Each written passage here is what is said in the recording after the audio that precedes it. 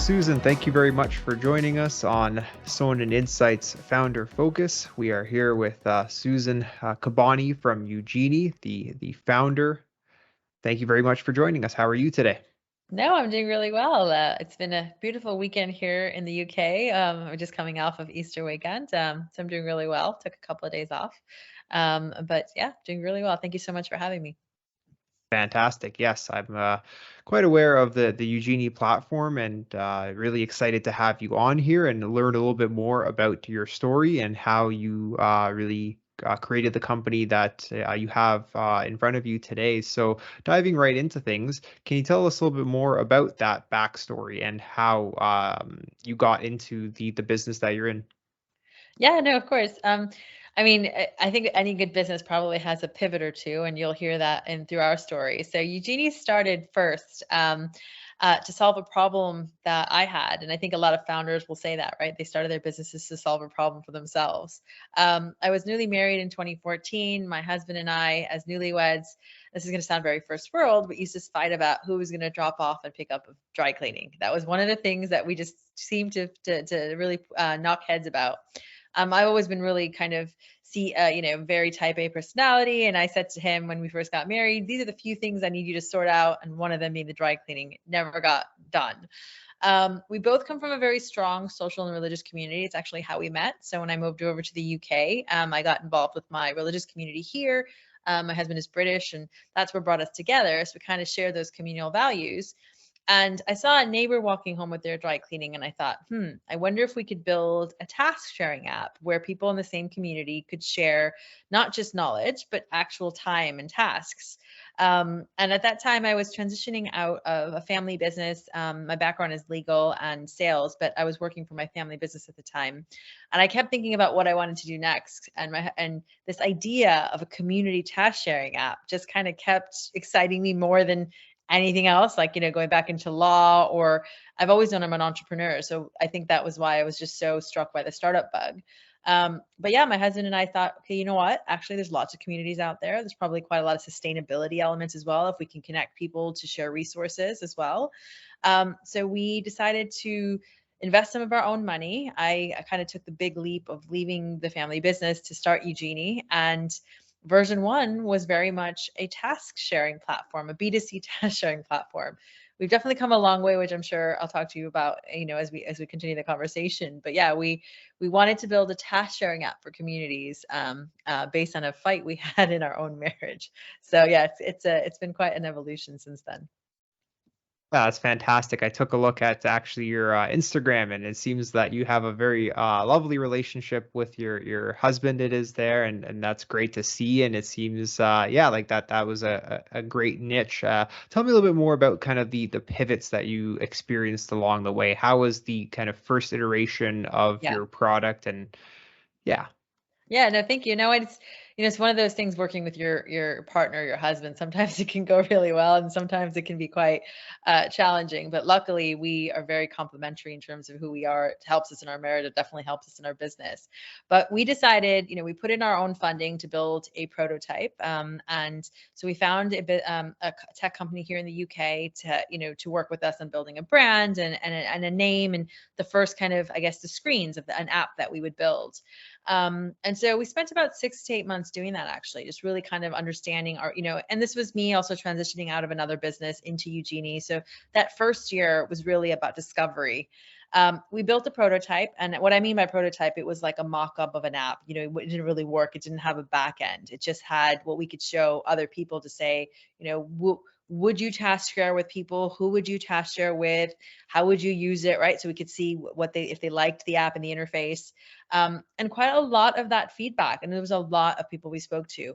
And I guess some of it probably is skewed because a lot of our network are strong community people. So they were like, oh, we love this. We love the idea of being able to like carpool rather than, grab an Uber or share, baby things. A lot of my friends are parents now, but we don't want to do it with our neighbor. We want to do it in communities where we already have trust. So, the moms at my nursery or the people at my church, or community groups, again, that are not necessarily based on geography.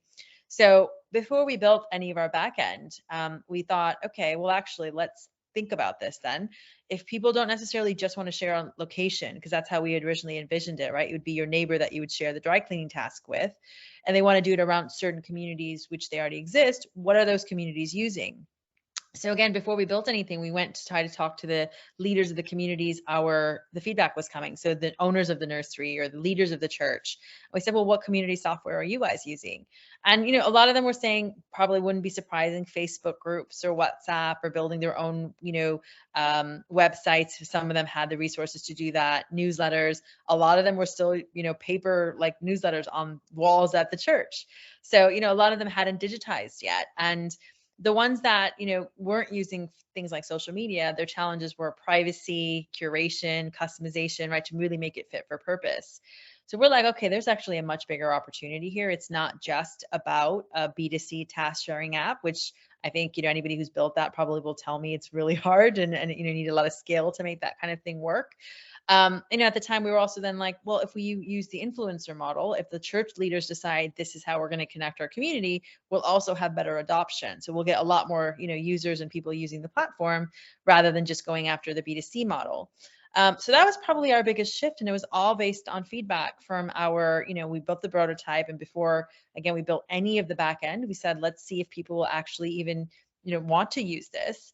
And I think at the time, culturally, and what was going on in the world in general, there were like the Facebook data, kind of scares, and Cambridge Analytica. Consumers are getting more savvy about what's happening with their personal information, wanting to kind of stop using things like social media or sharing as much anyway for certain things on social media. So the idea of having an independent community platform was kind of already kind of, festering to, I guess, to a certain degree. But at that stage, it was still more about, I think for us, it was about social communities wanting to come out of Facebook. And we did another pivot, which I can again tell you about as well. But that was our first big pivot, which was, we're not a B2C app. We're actually going to be an independent community platform, because communities want to share more than tasks. They want to share a lot more, but they want to do it on their own terms. That's fantastic. I see definitely a lot of companies that are really helping businesses take their communities and really take their audiences off of these social networks, and really trying to decouple that to have more control, right? To have that direct relationship where you're not relying on an algorithm. So that's fantastic. I know that you're based in the UK. Can you tell us a little bit more about how your team currently looks and where everyone is located? Yeah, so we are the UK. I'm based in London. My tech team is actually all based in Romania. So our CTO and our front end team. And then I have one back end developer in Russia actually as well. I also have, and then I have one tech developer here in the UK. And then our sales and marketing team is also here in the UK. So it's primarily Eastern Europe and the UK. That makes sense given all of the kind of great technical talent that's lends itself to startup ventures as well. So that's fantastic. Can you tell us a little bit more about how you're currently growing and kind of what strategies you're implementing to grow your revenue and to get in front of these community leaders? Yeah, no, for sure. I mean, I think the second pivot that I mentioned and didn't go into is that we're very much a B2B software now. So we don't really focus on social networks, social communities in the way that we started out. I think we'll definitely come back to that at some stage, hopefully. But we're very much a B2B platform where there's existing membership association, people who have an existing audience or customer base. And they, again, like you said, want to pull that community either out of social or build a membership system that's, a lot of our customers have websites that are a bit older for membership systems and now want to kind of take it into the next stage. 50% of our customers to date have actually come from referrals and recommendations and networking. So quite a lot of organic growth in the first few years. It was really just me and the tech team for quite a long time, because I really wanted to understand the pain point of our customer. And, we built very agile. We haven't raised huge amounts of money. And I think that's really helped us understand who we are, who we want to help within our niche. It's a very competitive and growing market. But we have two essentially big kind of sales funnels. We've got an outbound, a lot of outbound work that we do, which is using LinkedIn quite heavily, actually. LinkedIn's been a great tool for us in terms, and I know it's getting noisy for everyone, but my head of sales actually is an expert in LinkedIn. He had an agency in the past that was all about B2B marketing on LinkedIn. And we kind of do a lot of targeted outbound campaigns as well for our target customers and our ideal personas using, again, social media, email campaigns, and actually just picking up the phone, old school calling people and understanding what they're looking for. On the other side, we obviously are also doing inbound marketing campaigns. So Google Ads has been the most successful for us to date. We haven't done a lot of it yet, though. So we are, again, done a lot of organic growth to date, but we started testing paid advertising last year and trying to understand, again, all those metrics and that cost per acquisition. So those are the two funnels that we're going to continue to grow as we raise this next round of funding. But I think the best for me, it's been quite a lot of relationships. A lot of the relationships that I've developed over the years, people are sending recommendations and referrals our way, which has been fantastic and a really good growth channel for us. Yeah, that's that the product market fit is definitely there where you are getting so many referrals, right? And that's fantastic to hear. So yeah, with that as well, I know that the community space has become a lot more competitive in the past kind of 2 years or so, I would say. How are you positioning yourself against competitors? What makes Ugenie different? Yeah. So I think the one thing that, it's a strap line I think I hope we'll catch on is communities aren't one size fits all. I don't think there's going to be any one tech platform in this space. Even with, like, I guess, Ubers, right? There's only not just one Uber. But I think within the community space, there's so much more diversity in the different types of communities, what people are looking for, what type of engagement, what kind of technology that they need. So I think the one thing that we're really working on is customization of the platform on multiple levels, and that could be for our lowest tier, so at the 35 to 65 pounds a month, where versus all the way up to our enterprise level, which is like a white labeled version of our system.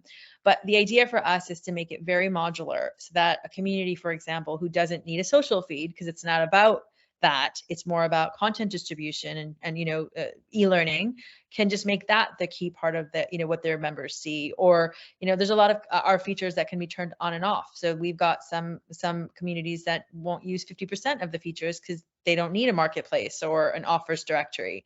So I think for us, it's very important that we are first and foremost as customizable. That's definitely setting us apart. The second thing is simplicity as well. Ugenie is not going to build thousands of integrations. Some of our competitors are doing that. You're using Zapier in very smart and sophisticated ways to integrate with hundreds of systems.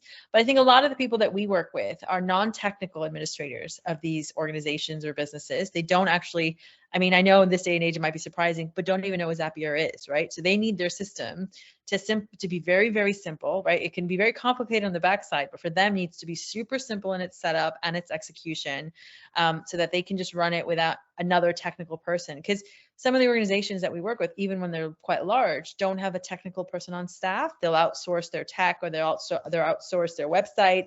But what they need to be able to do is manage their customers or their members in a way that is really easy for them. So we're trying to really just build in simplicity at its core.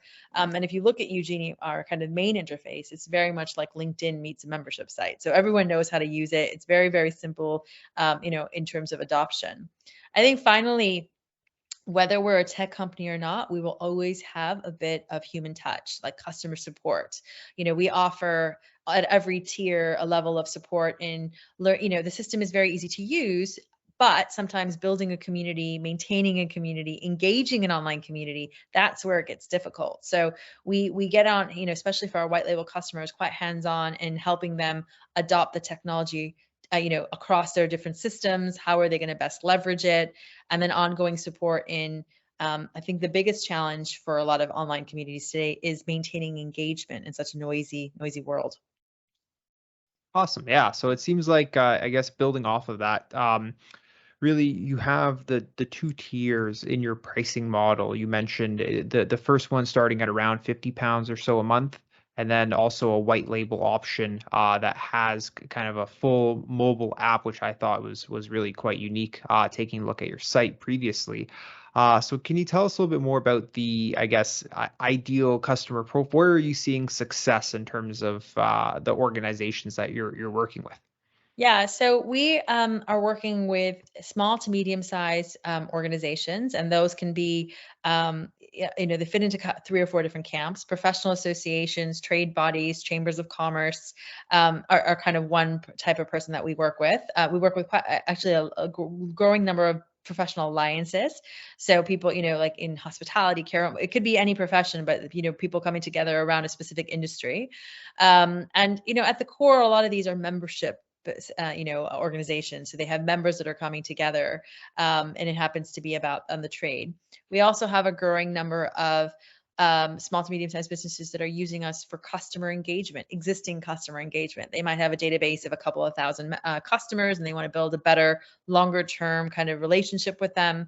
And so they want to build like a branded mobile app and community and value add for their customer base. And of course, we do have as well a growing number of coaches that are using Ugenie to do both community content and courses all in the same place. But what we tend to do is a lot of times, especially for our white label product, it's more existing organizations who already have 200-300 members or a certain amount of revenue in their business to be able to invest in that next stage of technology. So we've got the lower tier because it allows anybody. I always wanted to make Ugenie very affordable for any size business, whether that's that 10-person multinational organization that has the 7,000 customers that they want to engage, or the growing the coaching practice that's starting to grow and flourish. We have quite a lot of people who will start at the lower tier, the 35 or 65, like the average 50 pounds a month, and then will say to us, hey, you know what, we're ready for the next phase. We want to transition into our own white labeled app or web system. And then we just make that super simple for them. So we just kind of plug it into their own app, and they don't have to worry about the tech in that case as well. Hmm. Fantastic. Seems like, yeah, you have a great strategy to really get those small organizations that are going to be growing in the years to come, and then offer them additional opportunities to really get the most of your product. Really, I guess with the one of the things about being an entrepreneur is really the challenges that one faces. So Yeah. can you tell us a little bit more about some of one of the largest hurdles that you've overcome to date? I think it is. So trying to get our first few people to use something other than Facebook, right? Like, I mean, one of the first places we thought would the easiest, I think getting your first couple of customers, getting your first beta users, getting your first paid customers as well, because you can get people to try something out when you're giving to them for free, because there's a clear value, right? I didn't go after just anybody, even in our alpha phases. I said, hey, I think this could be quite useful for you. We invested our time to kind of help them set it all up. And I think that this is what we learned quite a lot, is when we gave our product away for free, people didn't leverage it. They didn't really use it. They didn't kind of try to make it work as well as people who then started to pay for it. So I think in the early days, it was very much, well, why would I use Ugenie over Facebook? Facebook is free. Everyone's already on it. Now, today we get a little bit more of that with WhatsApp, because WhatsApp solves some of the challenges of Facebook, but not all of them. And so people will say, well, why don't we just set up a WhatsApp group and put all of our members onto a WhatsApp? Everybody already has it. And I think ultimately what I've learned is, if someone asks me that question, they're not the right client for me. People who want Ugenie have a clear need for it. They have an existing membership where like a chat-based form like WhatsApp doesn't work or Facebook doesn't work. And I think what I've learned is how to say no to people as well. Like, sometimes we get opportunities that are completely outside our ideal persona. And I think it's a challenge to be able to say, oh God, this revenue could be great, but actually it's a distraction for me. And so I think if I sum it all up, yeah, the Facebook, you're getting your first users when we were, I think in 2016, 2017, still a little bit early, because as you said, this market has really matured in the last, since the pandemic. I think even some of our biggest competitors have been around for a long time and really started to take off recently. But I think the other thing is really the distractions, because as a founder, you've got so many different plates or balls or whatever that you're juggling. And sometimes you just want to bring in revenue, but it might not be the right revenue. It might be a distraction that's going to take away from your core business. So I think that's been a challenge. I think the other challenge, and this is one that a lot of people do face, is investment, right? We are kind of, I didn't want to raise too much money too early. I really wanted to understand product market fit, who we are, and really kind of build that. I've been very agile with fundraising, but sometimes then that also gets held against you, that why haven't you raised earlier and sooner?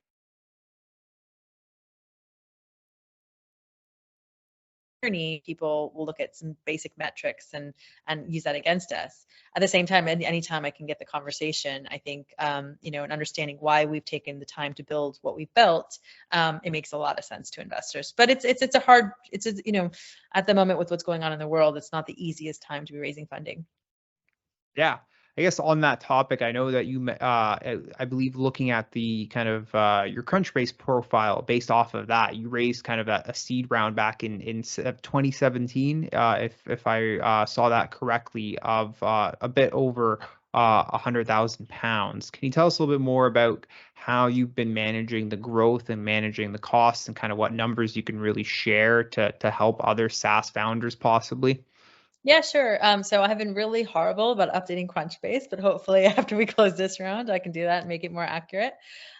We have raised £400,000 of external funding since we started Ugenie, and all of our money. We're not profitable yet, and I think that's with something like Ugenie, it takes quite a lot of technology development. We have rebuilt our app at one point as well. So we had started with a very MVP level technology, and then we decided actually we wanted to build in something fresh. So we reinvested in rebuilding an app that's a bit more scalable a couple years ago. But yeah, I think that, people can do it for less in terms of if they have a technical co-founder. And if you can get a CTO, they're worth their weight in gold, who will build tech for you for free. But a lot of us don't have that knowledge, or don't have, a CTO from day one that's going to do that. So I think it's important, if you can, to find a technical co-founder who can help you keep your costs down. But if you can't, building Ugenie is it did cost 6+ figures, right? And there's ongoing maintenance, and I think that's also probably why our market's growing in terms of a customer side, because people understand, well, there's no point in building my own app if I can get a white labeled version for a fraction of the cost, and I don't have to worry about, we were talking to a potential customer recently who wanted to buy a proper enterprise level licensed product from us. So we build them a copy of the Ugenie infrastructure, etc. And I said to them, you're also then going to need 6 figures to run this on an annual basis. Is it really worth it for you? But anyway, the numbers I can share is, so we've raised £400,000 to date. We've invested our own money and sweat into the business as well. And in the UK, I mean, I think it's who you talk to. Things are very different. I call that all pre-seed. We're now raising our first million for growth, and I think it's being classified as seed. Okay, excellent. Yeah, it's definitely quite in like the definitions and between the Yeah. different regions as well. But no, that's fantastic to hear. Glad to see a bit behind the curtain, and yeah, it seems like a definitely a very advanced product in terms of functionality. So the fact that you've been able to build it off of kind of that range of capital makes is quite impressive. Yeah, so I guess really diving back into your story a little bit more in the second half of the conversation here. Before you mentioned that you had a background in law, and I guess knowing that you always wanted to be an entrepreneur, or had that entrepreneurial spirit in you. Is Ugenie really your first venture that you kind of dove into, or can you speak a little bit more about your history? Yeah, sure. So, I mean, my family is all entrepreneurs. Might be very stereotypical Asian kind of, but we owned lots of like franchisees growing up. My parents were always business owners. I also worked for them and just got my own job quite early on as well, just having that financial independence. I ended up going to law school. Actually, I thought I was going to, have a career in the law, maybe be a trial lawyer, or, a partner at a firm or something like that. But Between my second and third year of law school, I was very fortunate to get an opportunity to work here in the UK in the NFL, the National Football League's office, between my second and third year. And the lawyer I was working under was amazing. So I did a lot of the boring legal stuff, which is what I thought I was going to end up doing for my career. But she also gave me some opportunities to kind of sit in on commercial pitches and some of the other bits that she was doing. I think at that point I really realized that I potentially really wanted to be in more of a commercial role at some stage, or again, being from an entrepreneurial family, I saw the pros and cons, a lot of the benefits of being your own boss or having your own business. But even at that point, I didn't necessarily think I was going to jump into an entrepreneurship role straight away. I still thought I was going to go and be a lawyer for a period of time. But whilst I was here in the UK, my stepfather offered me an opportunity to join his business, which is a growing laser manufacturing firm here in the UK. And with being an American lawyer, he wanted to grow the business in the US, and so although it wasn't my first startup. It was an early stage business. They'd been going for a few years, doing very well. But coming into a kind of smaller family company at the end, helping it grow was almost like, not being the first founder in, but, was able to really understand how to take that business from one phase to the next. I got to learn a lot of what you do, what you don't do, in running your own business. And I think at that stage, I realized I probably was always going to be in my own or family type of business, kind of thing, rather than a corporate role. So when I was graduating from law school, I was choosing between a public defender role in the States and coming and joining this business. And I was just much more excited about kind of really joining and helping build something up and seeing where it could go. And I think it just worked for a lot of reasons. And also, Americans love coming to Europe. So I get the question. I was like, why would you come here? You're from the States. Isn't that a better place to be? But actually, it was great for me to be able to move to London. Excellent. That's yeah, it's hard to ignore that entrepreneurial fire once it's in you, right? It's as much as one wants to kind of go down that predefined path that they've been kind of that they've been gearing up for, once the opportunity calls, it's hard to turn away. Yeah, so I know that you mentioned you're currently raising a round of funding. With that, what are your plans for kind of next steps with growing the business? So yeah, I mean, I think we're looking to grow our team. Essentially, over the next 18 months, we'll double our team, and we'll continue to develop with tech. Like, there's always, I think people who are in technology know that no matter what, you're never done with tech. You're always building something new or refining or making it better. So there will be that, but a lot of that is going to go into growth capital. So as I mentioned, we haven't done quite a lot of marketing, in terms of the digital marketing, and spent a lot of money on those channels.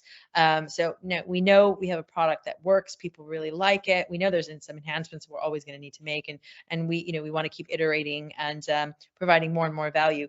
We're working on, I'll give you guys a bit of a sneak peek. We're working on some really cool content features, because that's one of the things that people really struggle with is content when they're running an online community. So stay tuned. We're going to be, launching some cool new content features. But ultimately, it's just to grow, and I think that we're in a really good position because we have a good foundation. We've got lots of really happy customers, and we just want to grow our market footprint here in the UK. Excellent.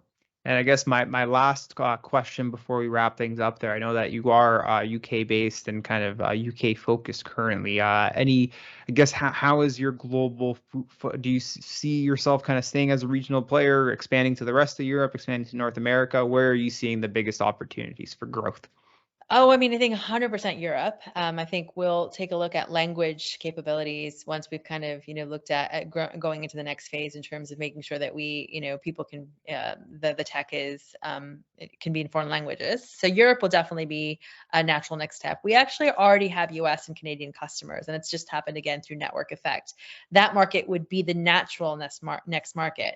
But I actually think that in addition to considering that, we need to look at the Middle East and Africa, which I think are markets which a lot of startups here in the US, the UK and the US kind of overlook. There's quite a strong community culture in those places as well. I think, yes, the US and Canada would be a very natural, it's a very big market opportunity. That's why there's so many players. But I think Ugenie might start looking at other parts of the world first before the US and Canada. Who knows? We'll see where the future brings. But we've been, like I said, getting organic customers from from the West anyway. So maybe we'll go east first.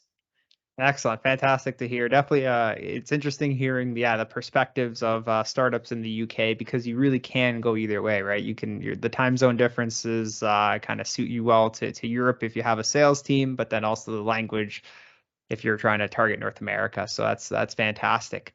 Yeah, so thank you very much for joining us today. If people watching this would like to connect with you further, what's the best way for them to, I guess, follow along your journey and engage with both you and Ugenie?